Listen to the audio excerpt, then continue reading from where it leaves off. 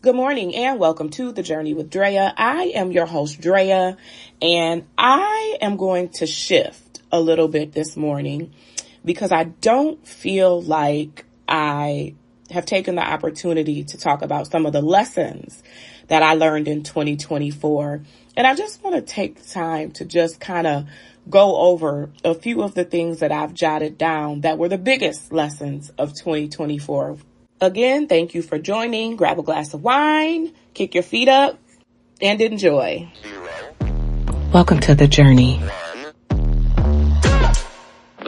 God has a funny way of showing you the lessons. One of the biggest lessons that I faced in 2024 is fighting for relationships that I should have let go of. I found myself holding on to these friendships and kinships that literally were not serving my higher good. I think a lot of us get caught in this cycle of what we think are friendships because we've known people for a long time, or we've developed these relationships and have gotten close to people. And unbeknownst to us, as we evolve through life, especially on this healing journey, those relationships start to change. I began to feel less value in those relationships. And it hurt because ending or deciding to end a relationship, even if it's a friendship, you go through a mourning process because you've gotten so used to that person being in your everyday life. You literally have to go through the cycles of grief in order to release said relationship and kind of filter it out of your soul. When I finally realized that I was doing most of the work in the friendship or in the relationship, I knew it was time to let it go. Also in 2024, I found myself fighting 100% of my battles with very little support.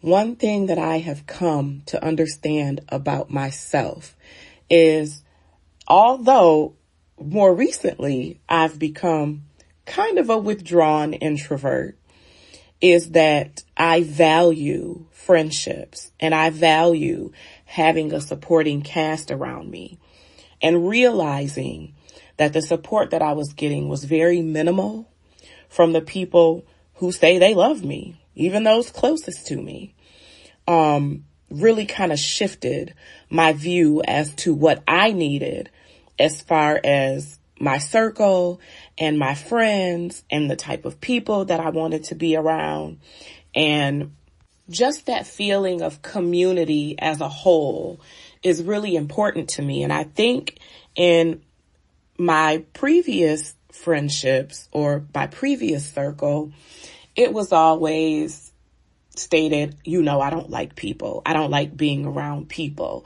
And I kind of had to shift my mindset because I kind of started to pick up that same energy when I am a people person, when I want to be, when I'm not resetting, when I'm not recentering, because I can only people so much myself.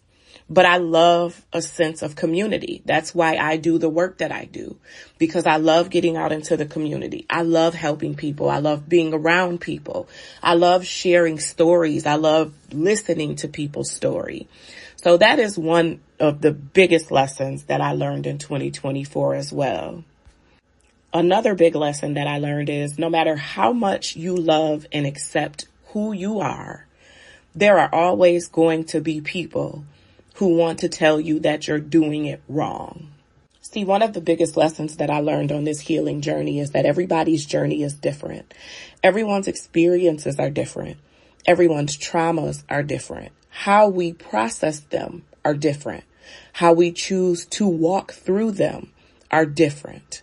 How we choose to handle and accept them is going to always look different. And I had gotten into a space where it was really easy for me to sit back and tell someone what I think they should be doing in their life until it started happening to me. And I began to understand that people are only going to be able to accept and understand at their level of healing. Sometimes people are not ready to hear what you think, and that's okay. Think about when you were in one of the worst spaces you've ever been in, or making really bad decisions or judgment calls or in a bad relationship, the last thing you wanted to hear was what somebody else thinks that you should be doing. So I stopped giving unsolicited opinions and advice in order to save face not only for my relationships, but also for myself as well. Because a lot of times we find ourselves getting so wrapped up and entrenched in other people's comings and goings and doings that we forget people really don't give a damn about what we think or what we feel until they are ready to accept and make the necessary changes. There's really nothing we can do. So we kind of got to just sit back and either ride the wave with them and love them through it and encourage them through it, or take our hands off the stove and say, nope, this one is too hot for me. Sometimes the encouragement has to stop with, I love you. You are valuable. I am going to walk through this phase with you, knowing there may be consequences for your actions, and that as long as you accept them and understand them, that I am here for you.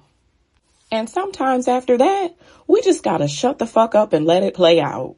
This healing journey is like raising a toddler. You keep telling them, don't you touch that.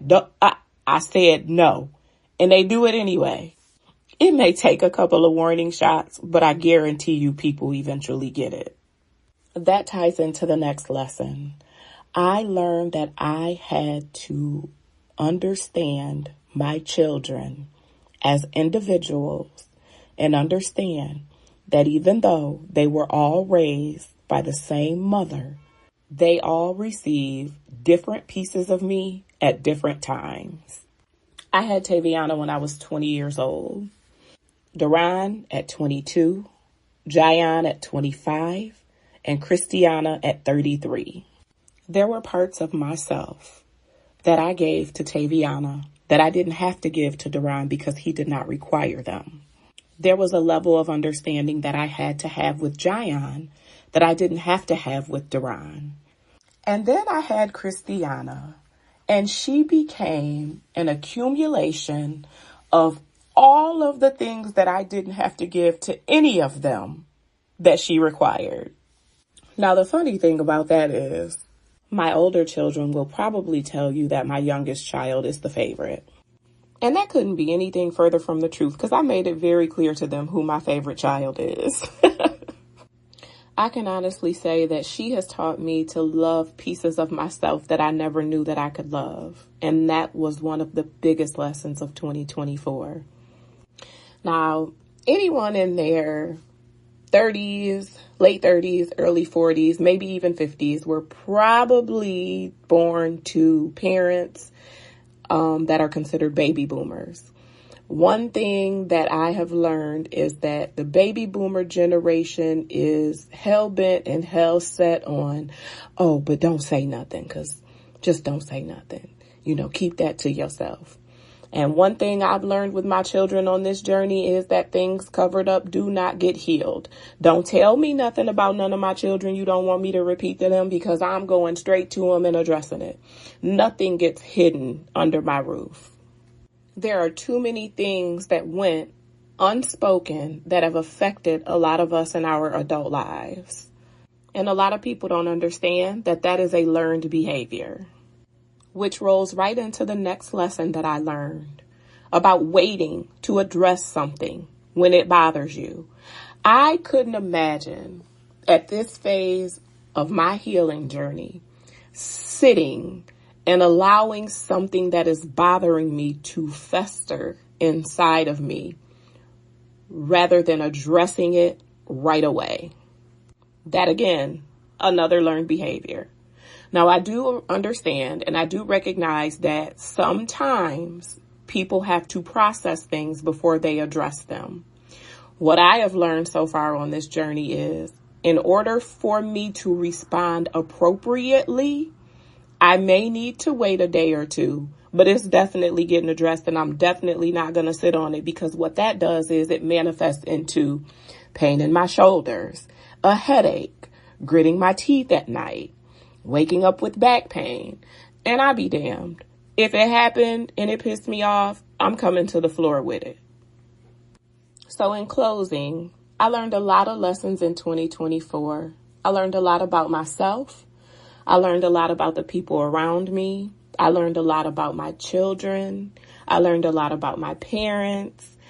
But most of all, I learned how to love people right where they are, without the expectation of them being anything other than who they are and where they are.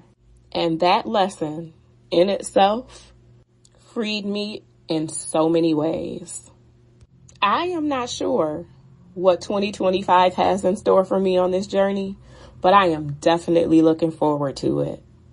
That is my time for this week. I hope you all have an amazing week and an even better weekend. I am your host, Drea, and thank you again for tuning in to The Journey with Drea. Welcome to The Journey.